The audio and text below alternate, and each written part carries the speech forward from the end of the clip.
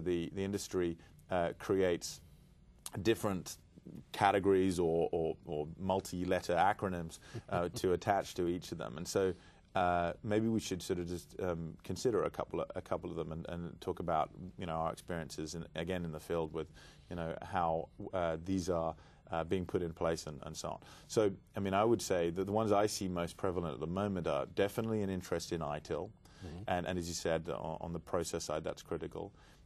Definitely a curiosity about the concept of a CMDB.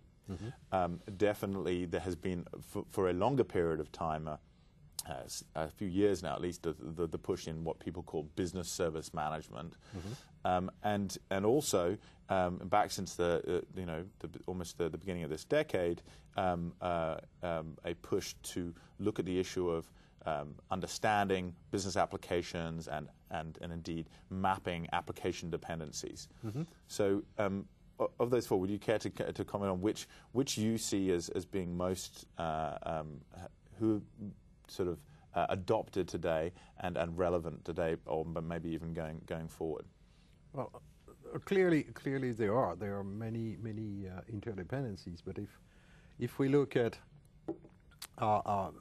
what people are trying to do, okay, we talked about diversity, okay, of platforms, of creating a stable environment, improving the processes, using better tools, etc. All these things are relatively linked together.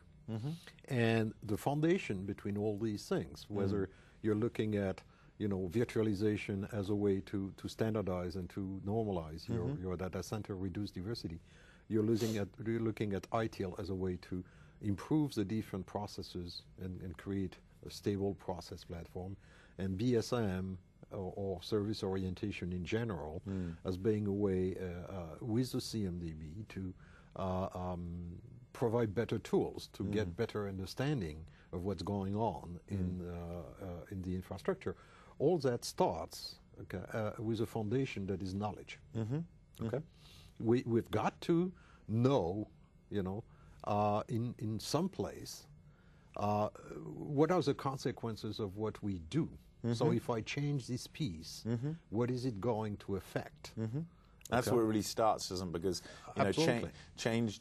It's well-known fact, quoted in many different forms.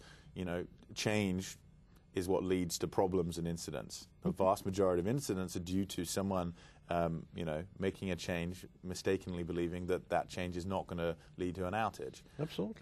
And so being intelligent about change, so understanding, the potential consequences at the very least, is going to make a big difference to the whole function of IT. Well, let's, if I look at some stats about, where problems are coming from. Yeah. Only about 25% of problems are coming directly from infrastructure and from IT operation. The rest is really, the vast majority is coming from, changes that have been made wrong with the best of intentions. Yeah, okay, sure. You see a problem and you get in there and you change it. It reminds me, when I was a lot younger, 40 years ago, and I was developing software for automating nuclear power plants. And we were very careful, there were only 3 programmers working on it, so that's not many people. We're very careful about all the changes. We'll note, take notes and go back to the punch card and turn them around to say there will be a new sequence there, etc. And every 3 months, we'll take all these, literally hundreds of thousands of punch cards, okay, which constitute the software for the nuclear power plant, and we'll bring that to a service group that will do an assembly of the whole application.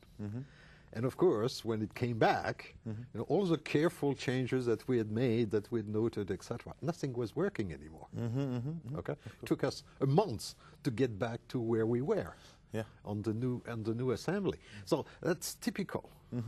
Sure. You can be manually very, very clever. Try to control the process as much as you want. You're bound to make an error.